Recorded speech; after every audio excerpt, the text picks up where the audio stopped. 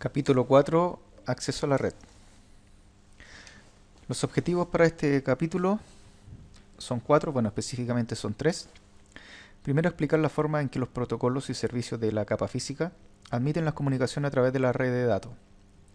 El segundo objetivo, no lo vamos a poder ver acá en lo que es la presentación. Dice armar una red simple utilizando lo adecuado, podríamos hacerlo en Packet Tracer, pero eso lo vamos a ver en la clase. Después, explicar la función de la capa de enlace de datos en la admisión de comunicaciones a través de la red de datos. Y finalmente, comparar las técnicas de control de acceso al medio y las topologías lógicas que se utilizan en la red. Primero que todo, debemos recordar que el modelo en capa, ¿cierto?, que nosotros vamos a utilizar para el análisis de los protocolos va a ser el modelo OSI, ¿cierto? Sistema interconectado abierto, el cual tiene 7 capas. 2, 1, donde el usuario principalmente interactúa en la capa superior, que es la capa aplicación, y hasta llegar a la capa número 1, la capa física, donde se ponen estos datos o se señalizan estos datos de acuerdo al medio. Recuerden que acá lo que viajan son ceros y unos. Entonces la capa física debe realizar un proceso de señalización de acuerdo al medio en el cual esté conectado nuestro dispositivo a la red, ya sea por cobre, por fibra o inalámbrico, ¿ya? Y lógicamente este proceso se llama encapsulación, sale por la capa física, viaja por la red y es recibido por la misma capa física del dispositivo o del nodo de destino. ¿Y qué es lo que va a hacer? Va a decodificar este código binario y traspasar los datos lógicamente a la capa superior, que es la capa de enlace de datos. Medios de la capa física. Acá tenemos principalmente tres medios, que primero tenemos el medio de cobre, ¿cierto? Que la representación de los binarios en este medio es a través de pulso eléctrico, de señales eléctricas, como identifica acá, ¿cierto?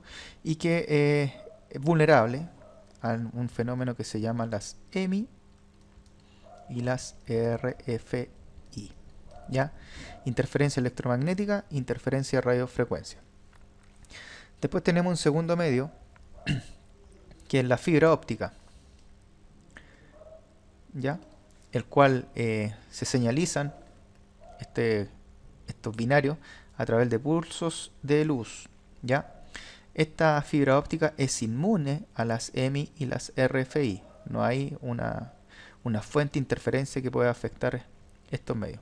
En la actualidad es un medio que se está utilizando bastante debido a la baja que ha tenido el costo de la implementación de esta tecnología. Hace un par de años solamente los enlaces troncales o los enlaces backbone de ancho de banda entre los ISP se utilizaba fibra, pero después con el aumento, ¿cierto?, de esta tecnología podemos encontrar fibra hasta las propias casas ahora con un concepto que se llama FTTH, Fiber to the Home, ¿ya? Por lo cual no es raro encontrar fibra óptica ahora como un enlace de última milla.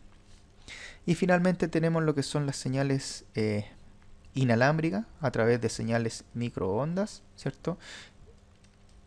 Y que nos permite principalmente movilidad, ¿ya? También es vulnerable a las EMI y las RFI, ¿ya? Ancho de banda, ¿qué es lo que es un ancho de banda? El ancho de banda principalmente en la capacidad que tiene un medio para transmitir información en un tiempo determinado, ¿ya? Y cuando hablamos de velocidad estamos hablando de bits por segundos, ¿ya? Bits por segundo. Recuerden que un bit es la unidad mínima de medida y puede estar representado o en un 0 o en un 1. Cuando yo tengo 8 de estos bits es igual a un byte, ¿ya? Cuando hablamos de velocidad estamos hablando de bits. Y tenemos las distintas abreviaturas y la equivalencia: bits, kilobits, megabits, gigabits y terabits por segundo, ¿ya? Cuando trabajamos con enlace Ethernet, principalmente, bueno, dentro de los dispositivos vamos a encontrar Ethernet, que trabaja a 10 megabits por segundo. Tenemos Fast Ethernet, que trabaja a 100 megabits por segundo.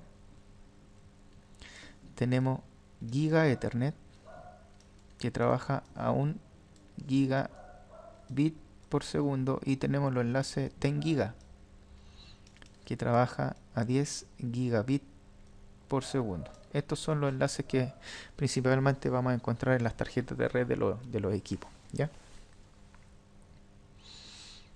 Rendimiento. Muchas veces cuando uno tiene un ancho de banda predeterminado, por ejemplo, un enlace Fast Ethernet, debería tener un ancho de banda de 100 megabits por segundo, ¿ya?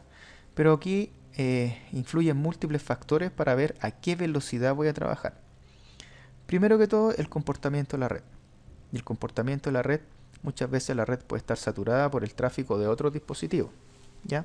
Por lo cual hace que la salida o la entrada de nuestros datos desde nuestro nodo de origen hacia nuestro destino puede ser que sea en algún momento mucho más rápido o mucho más lento. Otro factor que influye, vamos a poner acá, la saturación de la red. El tipo de contrato.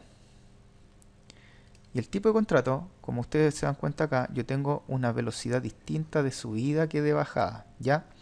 Yo de bajada, en este caso, tengo 80,78 megabits por segundo, que es lo que está marcando este medidor. Y de subida tengo 8,78 megabits por segundo. O sea, aquí hay un enlace que se llama asimétrico, donde las velocidades tanto de subida y descarga son desiguales, y que generalmente, y siempre va a ser así, la velocidad de descarga va a ser mucho mayor a la velocidad de subida, porque un usuario principalmente lo que quiere es descargar información desde la nube, desde internet, ¿cierto? Y muy pocas veces un usuario sube información, por lo cual las conexiones o los contratos comunes o hogareños principalmente son de tipo asimétrico, ¿ya? Donde yo tengo una mayor velocidad de bajada que de subida. Si este enlace fuese simétrico, debería tener la misma velocidad de bajada y la misma velocidad de subida, ¿ya? Lógicamente este tipo de enlaces es más para empresas y principalmente se pagan en unidades de fomento, y que no es muy barato el arriendo mensual de estos enlaces, que principalmente son enlaces dedicados, se podrían llamar, ¿ya? Va a depender lógicamente también de la tasa de desagregación, ¿ya? La tasa de desagregación es cuánto se revende el ancho de banda que ustedes contratan. Por ejemplo, ustedes contratan un ancho de banda de 100 megabits por segundo y su tasa de desagregación es de 1 a 4. Eso quiere decir que esos 100 megabits, ¿cierto?, se dividen entre 4 clientes, ¿ya? Y que si los 4 clientes están utilizando a mayor capacidad o están traficando a mayor capacidad, cada uno de los clientes va a tener solamente un enlace de 25 megabits por segundo, ¿ya? Y eso que 1 a 4 es una tasa de desagregación bastante baja, pero generalmente algunos tienen 1 a 10, 1 a 20, va a depender del tipo de contrato que sea, ¿ya? Después vamos a ver algunos tipos de medios, los cables de cobre en este caso, donde acá tengo dos cables, los cables famosos UTP, ¿ya? Que los cables UTP tienen distintas categorías, y como son cables eléctricos, lógicamente la señalización de estos binarios, ¿cierto?, se produce a través de pulsos eléctricos, ¿ya? Para que lo consideren así. Importante saber que la señal que viaja por estos medios es una señal digital, ¿ya? Que es como una señal digital que está acá. ¿Y por qué se muestra esto? Porque tenemos que ver cómo una fuente de interferencia puede afectar en gran medida el flujo de información tanto entre un origen y un destino.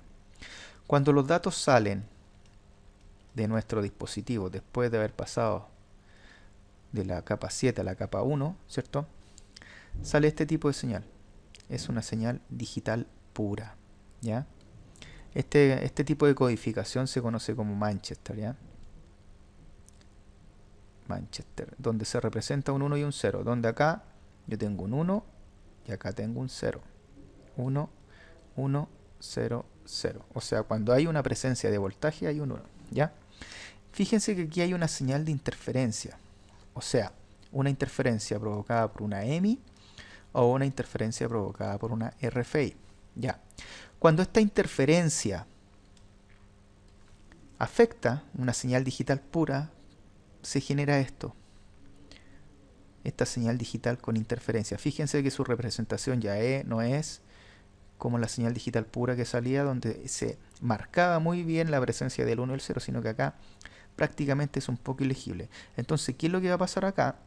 Que a lo mejor muchas veces un dispositivo, en vez de leer un binario que era 0, como en este caso fíjense que está acá, que originalmente era 0, él lo va a leer como 1 porque hay una presencia de una interferencia, por lo cual la información que llegó al dispositivo no es la misma que la información que salió, ¿ya?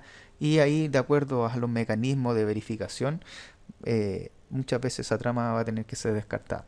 Entonces, para que se den cuenta cómo influyen tanto la interferencia electromagnética y la interferencia de radiofrecuencia en el tráfico de datos, que en este caso es una señal digital. Medios de cobre principalmente tenemos el cable UTP, ¿cierto?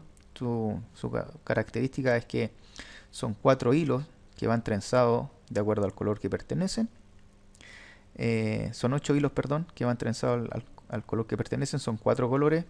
Está el color naranjo, verde, azul y café.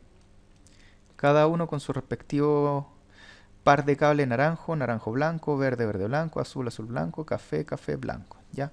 Y que son 8 hilos, de los cuales solamente se ocupan 4 para transmisión y recepción de datos, ¿ya? Es un cable que no tiene una mayor protección, solamente un envoltorio de plástico, de goma, ¿cierto? Y principalmente es utilizado para lo que es enlaces interiores. Este es un categoría 5. Después tenemos el cable de par trenzado, ¿cierto? El blindado del STP, que es categoría 6 o puede ser categoría 7, donde tenemos los pares de hilo, ¿cierto? Aquí al medio, no sé si se fijan bien, hay una especie de separador que es como una cruz, donde en cada uno de estos va un par de hilos, ¿ya? ¿Cuál es la finalidad de separar, como su nombre dice, los hilos, ¿cierto? Y evitar un fenómeno que se llama el crosstalk, ¿ya? El crosstalk. El crosstalk es la inducción entre pares y pares. La inducción es cuando un medio, ¿cierto?, transporta señal eléctrica, se genera un campo magnético alrededor de este medio, y si yo tengo otro medio muy junto, puede ser que ese campo magnético se induzca en este medio, lo cual pueda producir algún tipo de interferencia. También se refuerzan con una protección que es un envoltorio que generalmente es de aluminio, ¿ya? Y viene con un hilo de seda, dependiendo del tipo, para darle una mayor resistencia. Ahora hay algunos que vienen con cada uno, ¿cierto? Los que son apantallados, cada uno de estos pares de cable viene envuelto en una protección, que más adelante aparece una imagen, para dar una mayor protección. Lógicamente esta protección es para evitar el crosstalk y evitar que desde el exterior afecte tanto la EMI y la RFI. No lo hace inmune, pero sí baja considerablemente las interferencias que pueden afectar a este cable. Después tenemos el cable coaxial, que es un cable no se ocupa mucho en la red en la actualidad. Se puede ocupar como un cable de última milla. La última milla, recuerden que es cuando llega del punto de presencia del ISP hasta el domicilio, ¿cierto? Este enlace se conoce como última milla y es un cable donde tiene un centro de cobre, ¿cierto? Por el cual, donde viajan los datos, tiene un recubrimiento que generalmente es polietileno, y después viene una malla de protección, ¿cierto? una malla de protección de cobre o muchas veces puede ser un papel. Y después un recubrimiento de goma. ¿Ya? Hay distintos tipos de cables coaxiales. Se diferencian por número, todos pertenecen o son RG y se diferencian por número, ya que el alma, ¿cierto?, puede ser mayor o de menor diámetro, de acuerdo al tipo o la cantidad de datos que se vaya a utilizar. Cable par trenzado no blindado UTP. La característica que tiene un par trenzado es que, y de hecho se dice trenzado, porque cada uno de sus pares de colores viene trenzado propiamente tal, ¿ya? Más menos el trenzado es entre 3 a 4 giros por pulgada, ¿ya? Y lógicamente es para evitar la inducción o el crosstalk entre cada uno de estos pares, ¿ya? Este es el cable más básico, el categoría 5, el que podemos encontrar. Después viene el par trenzado blindado, como les comentaba anteriormente. Aquí, si se fijan, cada uno de ellos tiene un blindado, cada uno de los pares tiene un blindado independiente y un blindado general que los protege lógicamente de lo que es el crosstalk propiamente tal y de la interferencia que pueden afectar desde el exterior a este tipo de medio. El cable coaxial, el alma o el conductor de cobre, el aislamiento. Después tenemos la malla que lo protege o lo evita la inducción y el revestimiento exterior. Este tipo de cable, ¿cierto? Se utilizan algunos conectores que son los VNC, unos conectores tipo N que son hembra y los conectores tipo F que son los que más habitualmente con nosotros conocemos, que son los que se le conectan al televisor en la parte posterior para utilizarlo como antena o como fuente de entrada de la televisión por cable.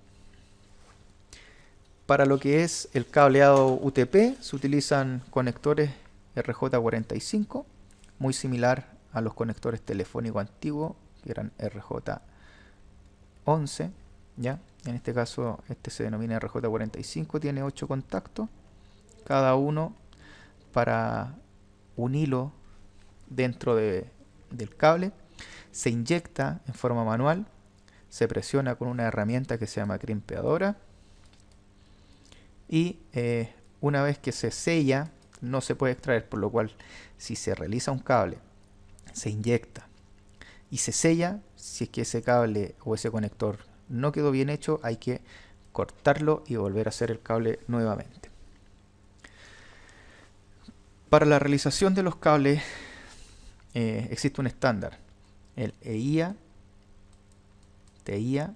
Si se recuerdan en el video anterior o en la clase anterior, estos estándares eran los que regulaban, ¿cierto?, algunos protocolos dentro de lo que es el tráfico o dentro de lo que es el uso de la red, ¿ya? Y el EIA y el TIA eran organizaciones que veían la parte electrónica y la parte de telecomunicaciones. 568A o B. ¿Y por qué hay dos estándares? Porque yo puedo realizar dos tipos de cable. Un cable que se llama directo, donde el cable directo en un extremo es A y en el otro extremo también es A, o es B y en el otro extremo también es B, ¿ya? Y este se utiliza para conectar dispositivos que no son iguales. Por ejemplo, un PC con un switch y un switch con un router, ¿ya? Y tenemos el cable de tipo cruzado, en el cual en un extremo tiene que ser A y en el otro tiene que ser B. ¿Y por qué tiene que ser A y por qué tiene que ser B? Porque cuando yo tengo dos dispositivos iguales, yo tengo un pin que transmite y un pin que recibe. Y el otro lado, como es igual, también transmite y también recibe. Por lo cual no es factible o no, yo no puedo enviar datos tanto por el que transmite y también acaba de recibir el que transmite, sino que si yo estoy enviando datos por el que transmite, el que debe recibir es el pin del receptor. Por lo cual, lo que se hace con el cable cruzado es invertir en forma manual los pines de transmisión y recepción. O sea, el pin de transmisión debe generar o hacer contacto con el pin de recepción al otro lado, y acá propiamente tal exactamente lo mismo. ¿Cuándo se ocupaba esto? Cuando yo conectaba PC con PC, switch con switch, PC con router, router con router, ¿ya? En la actualidad, ese fenómeno no es muy utilizado. De acuerdo a las nuevas tecnologías, existe un protocolo que se llama MDIX. ¿Cuál es la característica que tiene este protocolo? Dependiendo del tipo de cable que tenga conectado, ya sea un directo o un cruzado, el dispositivo se adapta en forma interna al tipo de cable el cual yo tenga conectado. Por lo cual, en la actualidad, si yo conecto dos PC con un cable directo, no va a haber ningún problema, porque hay un protocolo que va a cambiar los pines tanto en un extremo o en el otro extremo para poder transmitir y recibir datos, ¿ya? 568A, considerando de izquierda a derecha, tenemos el cable verde-blanco, verde, naranjo, blanco, azul, azul, blanco, naranjo, café, blanco y café. Y 568B, naranjo, blanco, naranjo, verde, blanco, azul, azul, blanco, verde, café, blanco y café. O sea, los únicos colores que acá cambian es el 1, el 2, el 3 y el 6. Por lo cual, los únicos cables que se van a utilizar para transmitir o recibir datos son los naranjos y los verdes, considerando naranjo, naranjo blanco, verde, verde blanco. Por lo cual van a quedar los colores azules y los café disponibles. Ahora, si bien es cierto, esos cables quedan disponibles, también hay una tecnología que se llama PoE, en el cual se inyecta corriente eléctrica de más o menos unos 48 volts, y utilizan esos cables que quedan disponibles para inyectar esta corriente eléctrica, generalmente para alimentar teléfono IP, cámaras IP, antenas muchas veces que están en punto alto, ¿cierto? A través del mismo cable de datos se inyecta la corriente eléctrica para el funcionamiento de estos dispositivos. Los cables de fibra óptica, tenemos distintos tipos de cables dependiendo lógicamente de la cantidad de hebra o de la cantidad de pelos, como se conoce, que tenga, o la cantidad de núcleo, ¿cierto? Si se fijan acá, el núcleo es la parte interna y todo el resto son recubrimientos para proteger este núcleo. Este núcleo muchas veces va a ser de vidrio o de algún material plástico, ¿cierto?, que permita la transmisión de datos a través, o la proyección de la luz. Por eso tiene mucho recubrimiento. No es muy sencillo, o tampoco es más fácil que instalar este tipo de fibra en relación a lo que es el cableado UTP. Hay que tener mucho más cuidado de acuerdo a los ángulos para doblar la fibra, dónde se va a instalar, el tratamiento que debe tener, y lógicamente los empalmes o las uniones que va a tener, porque se utiliza una máquina que se llama fusionadora, la cual funde o fusiona, como su nombre lo dice, ya sea el vidrio o plástico, y forma la continuación de la fibra. Tenemos dos tipos de fibra: la fibra monomodo, que solamente proyecta un haz de luz, ¿ya? Y generalmente se utilizan láser para proyectar esta luz. Alcanza mayores distancias, ¿cierto?, de acuerdo a la trayectoria que tiene el haz de luz dentro de la fibra. Y la multimodo, que la multimodo, si se dan cuenta, son varios haces de luz que van reflejando en las paredes internas de la fibra, por lo cual tiene algún grado de pérdida por dispersión en cada una de las reflexiones, ¿ya? Y son generadas por LED y alcanzan menores distancias que la monomodo. Ahora, considerando las distancias en relación a lo que es el cable UTP, lógicamente aquí tengo una mayor distancia. Aquí estamos hablando principalmente de kilómetros. En el cable UTP la distancia máxima que yo puedo tener entre dispositivo y dispositivo son solamente 100 metros, ¿ya? Acá no, acá estamos hablando ya principalmente de distancia en kilómetros. Distintos tipos de conectores que se utilizan para conectar, valga la redundancia, esta fibra a los distintos dispositivos. Conectores ST, donde se inyecta o se conecta y se gira y queda asegurado. Los conectores SC, que son plásticos. Los conectores LC y los LC duplex, que son para dos fibras. Esta aquí se muestra una sola fibra, ¿no? ¿Ya? Dependiendo del tipo de fibra, puede ser con dos conectores o en este caso con un conector. Acá visualizamos un OTDR, ¿cierto? Que es una herramienta para verificar el estado de la fibra, principalmente la distancia, si es que hay alguna falla, y la potencia que tiene de transmisión esta fibra, y si es que hay alguna pérdida o si es que esta fibra está cortada, me puede marcar incluso a qué distancia o a cuántos metros está cortada esta fibra. Los tipos de medio inalámbrico, principalmente los tipos de medio inalámbrico vienen a entregar movilidad, ¿cierto? Movilidad, no dependo acá de un cable para conectarme a la red, sino que solamente necesito una señal inalámbrica, lo que aumenta la cantidad de dispositivos que utilizan esta tecnología, ya que me permite conectarme en cualquier parte donde tenga acceso a una red. Dentro de las tecnologías inalámbricas tenemos la famosa Wi-Fi o las WLAN, red de área local inalámbrica. Tenemos las tecnologías Bluetooth, muy utilizadas en dispositivos para el emparejamiento y la transmisión de datos, y las tecnologías WiMAX, que son enlaces, principalmente es como una W1, si le podríamos decir, una red extensa inalámbrica, ¿ya? Dentro del Wi-Fi 802.11, que es el estándar Ethernet para lo que es las redes inalámbricas, Ethernet, recuerden que el alámbrico era 802.3, 802.11 para la inalámbrica. Tenemos varios estándares. El primer estándar fue el 802.11a, que transmitía una velocidad de 54 megabits por segundo, ¿cierto? Trabajaba en la frecuencia de los 5 GB y no era compatible con nadie porque fue la primera o el primer estándar que se implementó, ¿ya? Esta velocidad es teórica, porque aquí influyen muchos factores, tanto naturales como artificiales, que afectan el rendimiento de esto.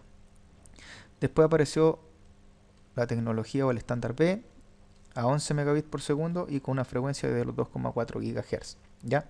No era compatible con ninguna, lógicamente, porque eran dos frecuencias distintas.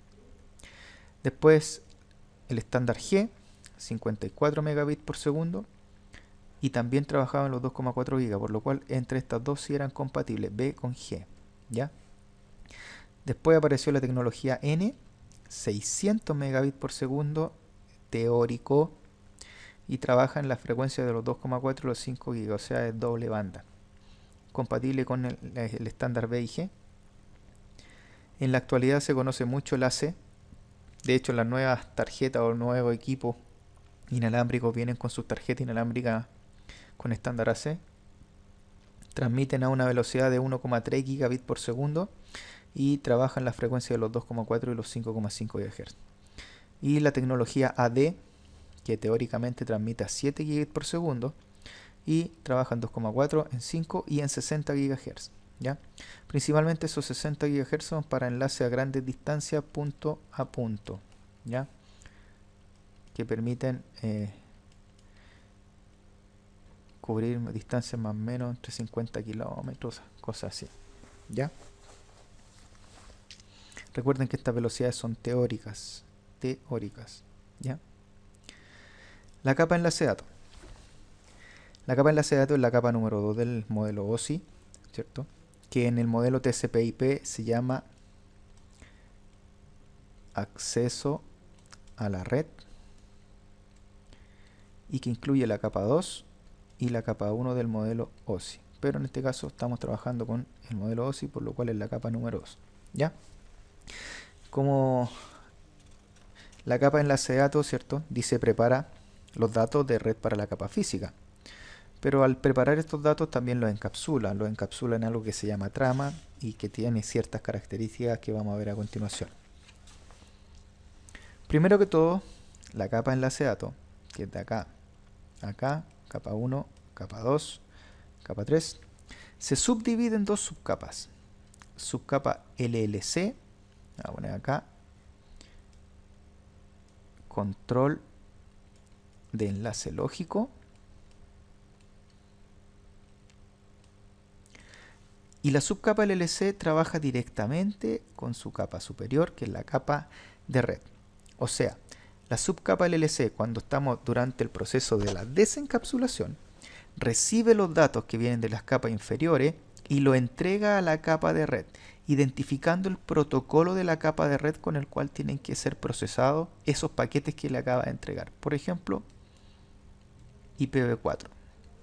Y eso quiere decir que la capa de red va a tener que leer con el protocolo IPv4 las direcciones IP que vienen incluidas en ese paquete. Después tenemos una subcapa MAC. La subcapa MAC, control de acceso al medio.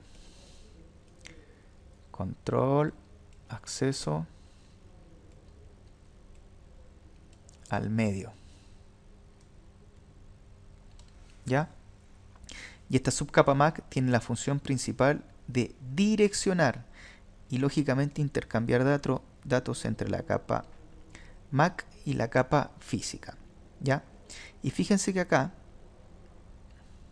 están los distintos estándares del protocolo Ethernet. 802.3 para los enlaces alámbricos, 802.11 para la red inalámbrica, 802.15 para lo que es Bluetooth. Ethernet trabaja tanto en la capa física como en la capa de enlace de datos. Pero cada uno de esos estándares lógicamente va a trabajar hasta las subcapas que le corresponden. Por ejemplo, 802.3, 11 y 15 trabaja en toda la capa física, pero solamente trabajan hasta la subcapa MAC de la capa enlace de datos. ¿Y por qué? Porque acá hay otro protocolo, 802.2, que trabaja en la subcapa LLC. ¿Ya?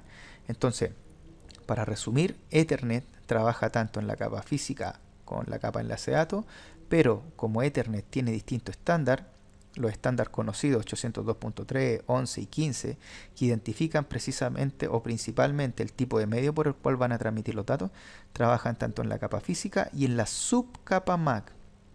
Y el estándar 802.2 trabaja en la subcapa LLC. ¿Ya?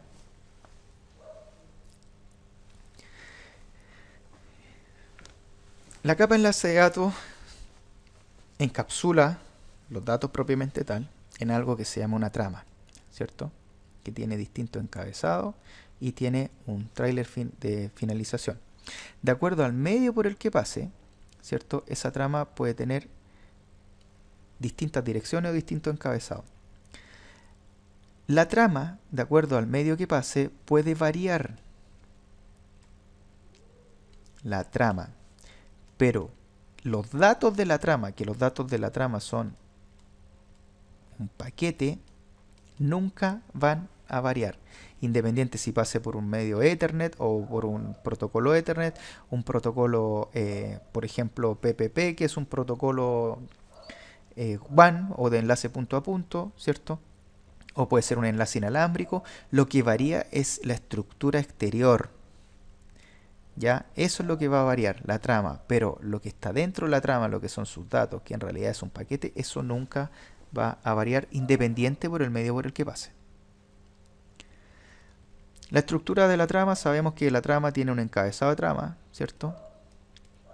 Después tenemos los datos de la trama, que los datos de la trama es un paquete, el segmento y los datos, o sea, esto es uno solo, pero de acuerdo al direccionamiento que tenga o con los encabezados que se componga, se va a llamar segmento o paquete. Y finalmente tenemos un tráiler que es el término de la trama. Todo esto se realiza en la capa de enlace de datos. Capa número 2 del modelo OSI. ¿Qué es lo que tenemos en la trama? Primero que todo tenemos un patrón de inicio de trama, ¿ya? Que identifica dónde empieza esta trama. Recuerden que un dispositivo recibe un tren de bit. Entonces, ¿cómo sabe un dispositivo dónde empieza y dónde termina una trama?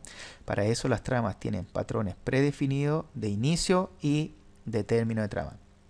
Después viene el direccionamiento, que en el direccionamiento tenemos tanto la MAC de origen como la MAC de destino. ¿Ya? Recuerden que estas direcciones son físicas y tienen un tamaño de 48 bits. Después tenemos en tipo, ¿cierto? El tipo es el protocolo de la capa superior que va a tener que procesar esta trama. Y cuando hablo de capa superior estoy hablando de la capa número 3. Por lo cual acá va a ir el protocolo de la capa de red que debe procesar estos datos que van a estar dentro de esta trama. Y que generalmente puede ser IPv4, IPv6 o algún protocolo de enrutamiento. ¿Ya? Después viene un campo de control que verifica o que realiza un control tanto de la trama.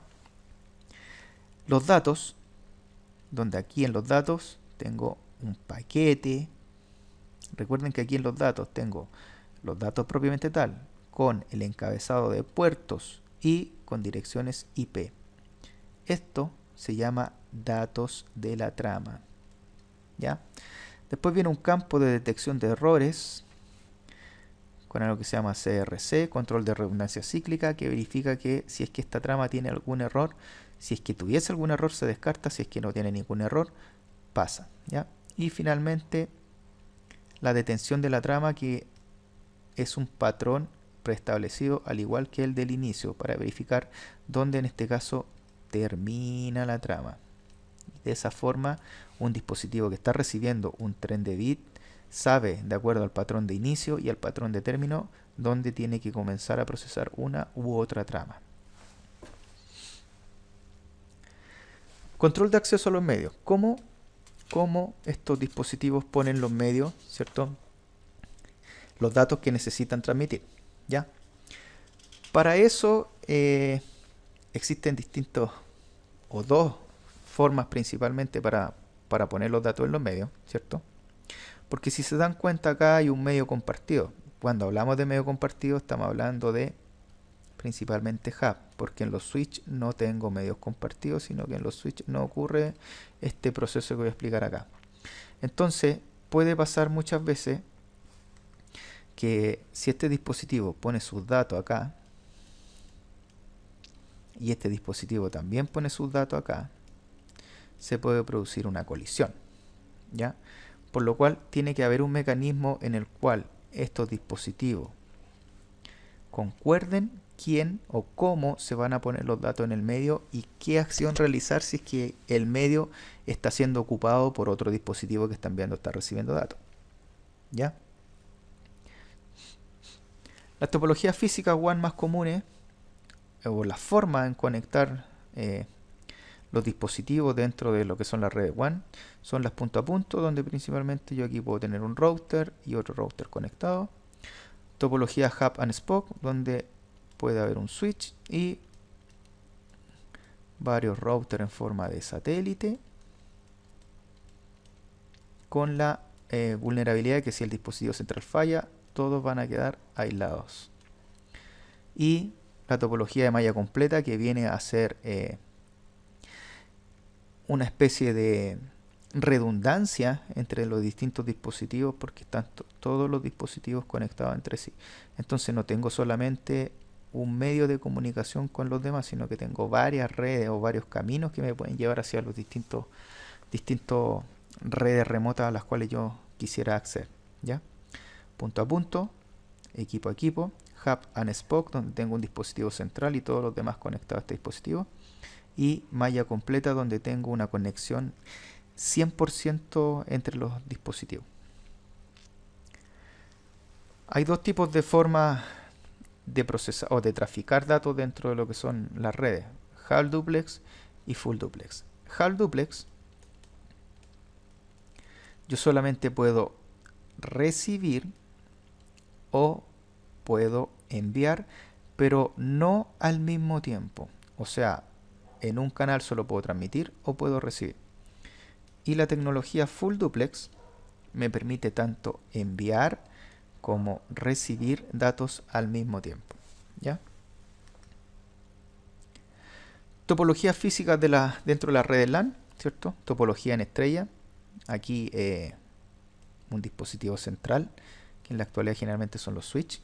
¿cierto? Es muy parecida a la red Hub and Spoke de la topología WAN, pero aquí los dispositivos satélites son dispositivos finales.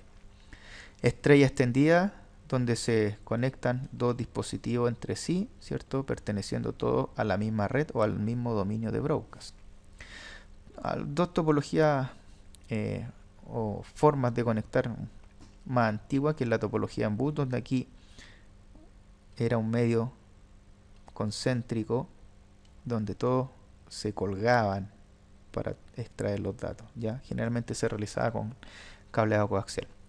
Y la topología del anillo, donde también se realizaba la misma actividad, donde todos se colgaban a este tipo de topología, y si quería uno enviar datos tenía que esperar su turno y se iban enviando datos entre los dispositivos.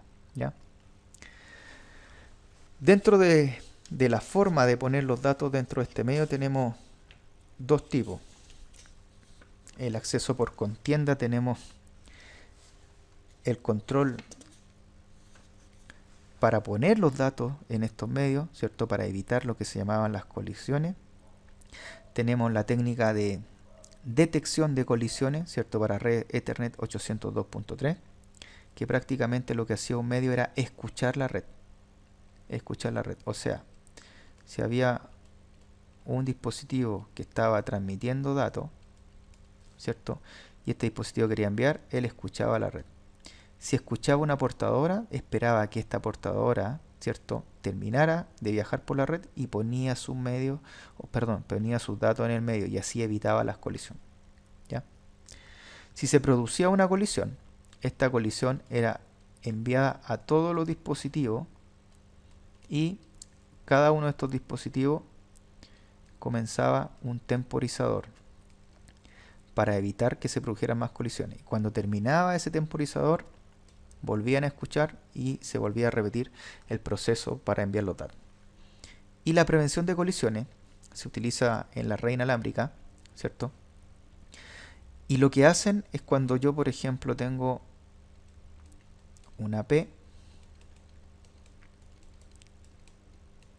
y quiero enviar datos en forma inalámbrica, como acá yo tengo una sola frecuencia, ¿cierto? Si el dispositivo 1 quiere enviar datos al 2, solicita el permiso al access point para que le entregue el medio para esa transmisión. Cuando le entrega el medio al access point, al mismo tiempo le avisa a todos los demás que nadie más puede ocupar ese medio porque va a ser utilizado por un dispositivo.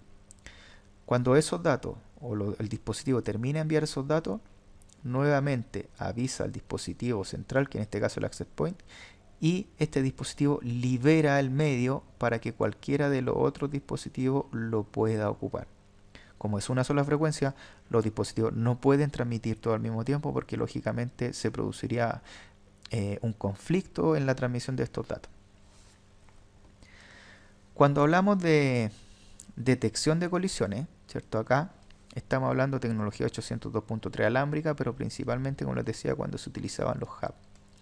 Con los switch, si hay un switch, no hay problema de colisiones, porque cada uno de los puertos del switch es un dominio de colisiones, y por lo cual no se comparte un medio. Lo que sí se ocupaba en la actualidad es prevención de colisiones en la tecnología o el estándar 802.11 para lo que son las redes inalámbricas. Esta es una topología multiacceso donde todos los dispositivos acceden a un mismo medio, ¿cierto? Si estos fuesen hub, sería un medio compartido entre todos y existiría un solo dominio de colisiones. O sea, si aquí se produce una colisión, esta colisión va a llegar a cada uno de los dispositivos, porque el hub lo va a reenviar por todos sus puertos. En cambio, si acá yo tengo switch, cada puerto del switch es un dominio de colisiones, y esto se conoce como dominio de broadcast. ¿Por qué? Porque si llega una colisión a un puerto del switch, automáticamente se descarta. Pero lo que sí el switch va a redistribuir son los mensajes de tipo broadcast. Por lo cual se conoce, ¿cierto?, una red que está conectada a una cierta cantidad de switch como un dominio de broadcast. El acceso controlado Antiguamente teníamos una tecnología que se llamaba Token Ring, donde cada uno de los dispositivos tenía un tiempo determinado para poner sus datos en el medio, ¿cierto? Y también se ocupa en lo que es la FDDI, la interfaz de datos distribuida por fibra, que es una tecnología de fibra, ¿cierto? Que principalmente se utiliza un anillo y que los dispositivos disponen de un tiempo determinado para poner sus datos en este medio. Esta es la topología del anillo, que en realidad es una conexión en serie entre todos los dispositivos de la red. Entonces, si A quiere enviar datos a C, tiene un tiempo determinado para poner sus datos en el medio, distribuirlo a B y B a C. La trama, como comentábamos anteriormente, va a sufrir distintas variaciones. Hay medios que son más inestables que otros, más inseguros, por lo cual el encabezado de estas tramas tiene que tener mucho más indicadores o identificadores que me permitan entregar en el destinatario que corresponde estos paquetes o estas tramas o estos datos que van viajando por un medio determinado. En este caso tengo un enlace inalámbrico, ¿cierto? Satelital, en el cual lógicamente es más vulnerable y es más susceptible a que estas tramas se pierdan, a que en este caso tengo un enlace alámbrico donde yo solamente necesito poner los datos en el medio y los datos van a viajar por un cable, ¿cierto?, a un dispositivo final distribuido o redirigido o conmutado por los dispositivos de red, que en este caso podrían ser los switches. Este es el encabezado de una trama, donde tenemos el inicio de la trama, el patrón que le explicaba, patrón de inicio, que es un patrón preestablecido, dirección, donde van las direcciones MAC, y longitud y tipo, donde va el protocolo de la capa de red y el tamaño de la trama, ¿ya? Van los datos propiamente tal. Recuerden que están los datos, el segmento y el paquete, y el FCS, que es el término de la trama. ¿Cuándo se ocupa la dirección MAC? Cuando tenemos tecnologías multiacceso, si por ejemplo el dispositivo A quiere enviar al dispositivo B, tiene que tener una MAC de origen y una MAC de destino. En este caso, la redistribución de esta trama se realiza a través de estas direcciones MAC. Si hubiese un switch acá o si hay un switch, el switch tiene una tabla que se llama tabla MAC, donde verifica dónde está conectada la MAC del dispositivo E o a qué puerto está conectada y la reenvía solamente a él.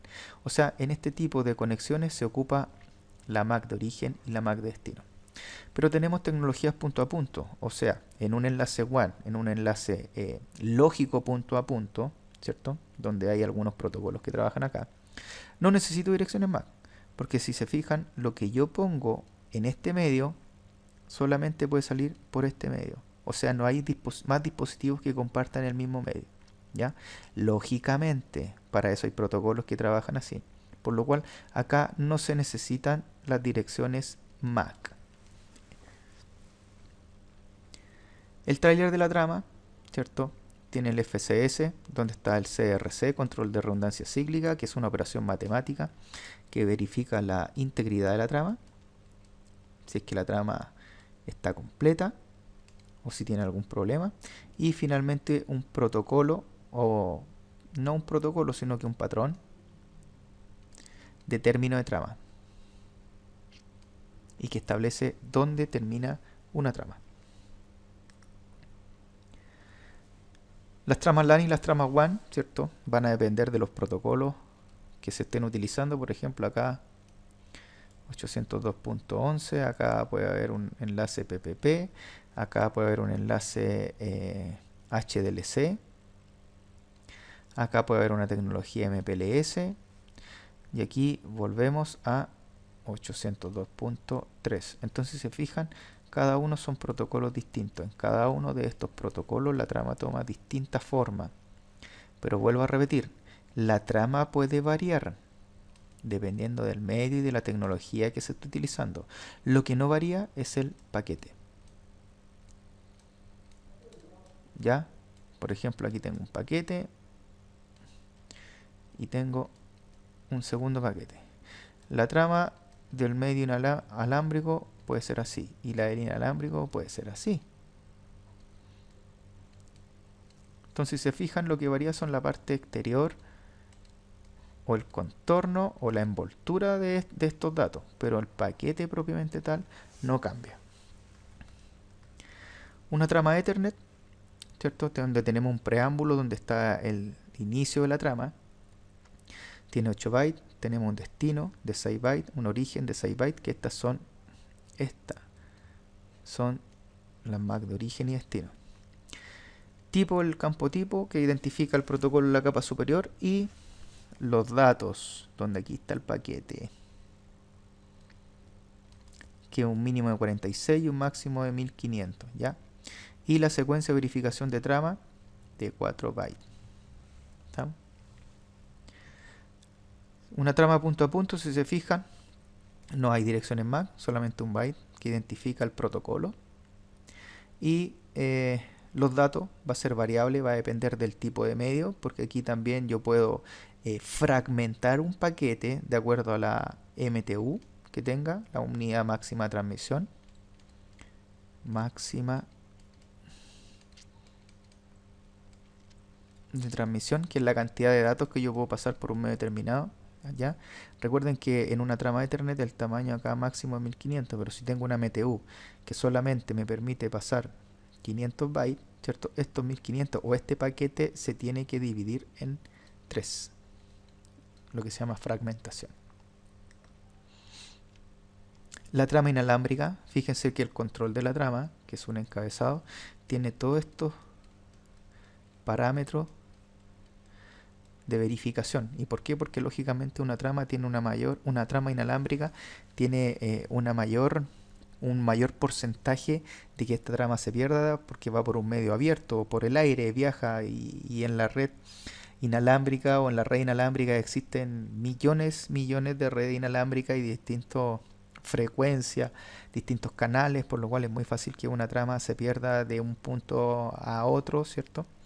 Y que de acuerdo a los factores que puedan interferir, tanto ambientales como climáticos, como artificiales, pueden afectar el correcto flujo de estos tráficos en forma inalámbrica. De esa manera, o por eso, es que esta trama contiene mucho más campos de verificación, ¿ya?